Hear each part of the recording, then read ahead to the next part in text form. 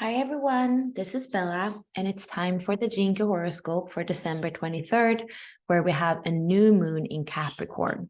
As you can see here on the sky in the zodiac, we have the sun and the moon lining up in gate 10.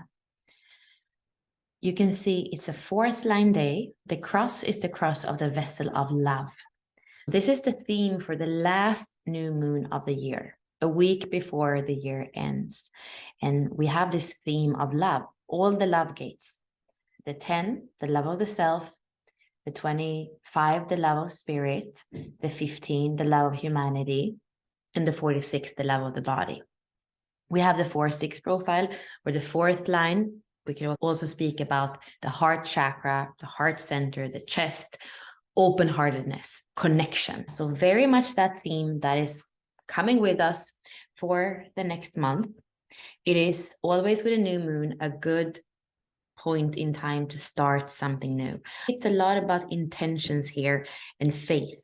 And there is something with the aspect that could also be a little bit of overconfidence. So it's not the moment to just rush and do things. It's more about the intentions for the new, the intentions to come, and still reflecting back on this year and the things that you want to do more of or grow, and the things that need to end so that you can start anew.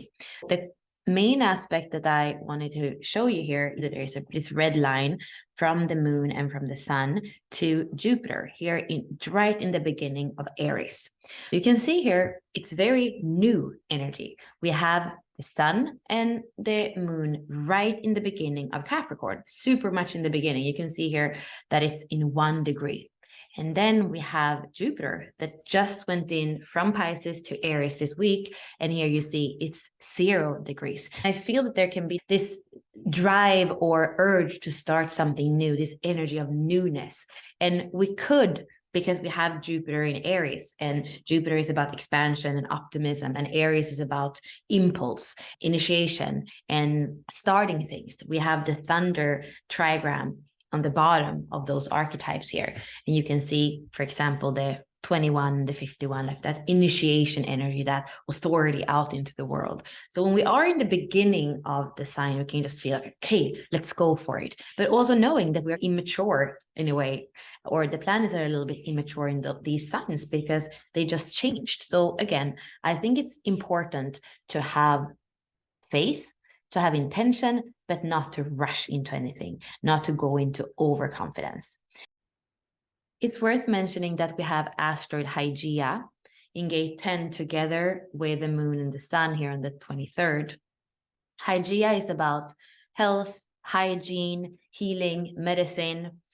She's an ally that comes in here over the holiday and says, okay, are you loving yourself in gate 10? And how are you thinking about your health? How are you digesting the things that come up? Whether you're with family, you're happy or not happy about that. Whether you're alone, you're happy or not happy about that. How can you bring into account your health, whatever you're going to face for the Christmas, the New Year's, the new moon phase, and even the new year? In that perspective with a year, we have a lot of changes that we're going to face. We have Uranus in Taurus still. There are going to be changes. We have Pluto in the last degrees of Capricorn. It's going to go into Aquarius and then back into Capricorn. There are going to be changes in the structures of society, and that's going to influence us. It feels like Hygeia is there to say, okay, how are you taking into account your health? How much are you loving yourself? How good are you at digesting things? If you feel off, how are you seeking healing? On the inside, on the outside, doesn't really matter, but she's here highlighting those themes of health and hygiene as we're moving forward. I think also she's telling us, because it's in gate 10 and this is an individual energy, that we are not all going to benefit from the same things for our health. It's individualized. So you have to feel into you to know what it is that helps you. The Jinky profile is a 4-6, cross of the vessel of love. When we look at the human design chart, we see that all those gates are in the G center, and they have to do with love. The G center, in a bigger perspective, has to do with love, direction, and our true self. And all that is accentuated for us here as we are evaluating, reflecting on the year that was there, and then the new phase, the new year that we're going into. Important. So here with the 10, it's all about naturalness. With the 4th line, it's all about doing what we love. Partly how we are going to be able to move in a constructive way is to tune in with the things that we love doing. We're going to serve the world in the 4th line through doing what we love. We're going to tune into the things that are natural for us, the rhythm that's natural for us as well. Just because we have a lot of Aries energy with Jupiter there, we don't have to rush into things. We can tune into the rhythm that's right. We can have the intention for something, but we don't have to go to the extreme of executing it right here and right now, for example. With Capricorn, we are responsible, we build step by step, we make sure that the foundation is stable. It's also a phase where it's important to have a vision. Goes back to the intention. It's important that we see the big perspective. It's important that we are with people that have a similar vision that we have, or at least that can nurture our vision. You can see the keyword for the line 6 in the radiance is about nurturing. And it's about feeling that vision in ourselves, like the intent and knowing inside of us in every cell that yes, we are moving forward. It's possible to evolve. It's possible to face all the changes that are going to be here because we are ascending. And that is not a straight path forward. We're going to have to break through things, and there's also light that wants to break through us so that we can hold more light in ourselves, in our bodies. With the 25 so many times that there can be some things that come up to the surface where we see agendas that weren't innocent. The 25th archetype in the 64 doors is called the innocent, and it has that intuition. It knows when something is pure and innocent, and it knows when something isn't. That is going to be part of what we need to tune into here in this phase, having the purpose in the 25, the pearl, and the culture. And there can be some trial and error with the 3rd line, but the 6th line is quite objective. So I believe that there's going to be a little bit more clarity of saying, okay, no, this is an agenda that I don't like. So I don't have to give my love and my energy to that. What are you giving your life for us, your love, yourself, your heart to?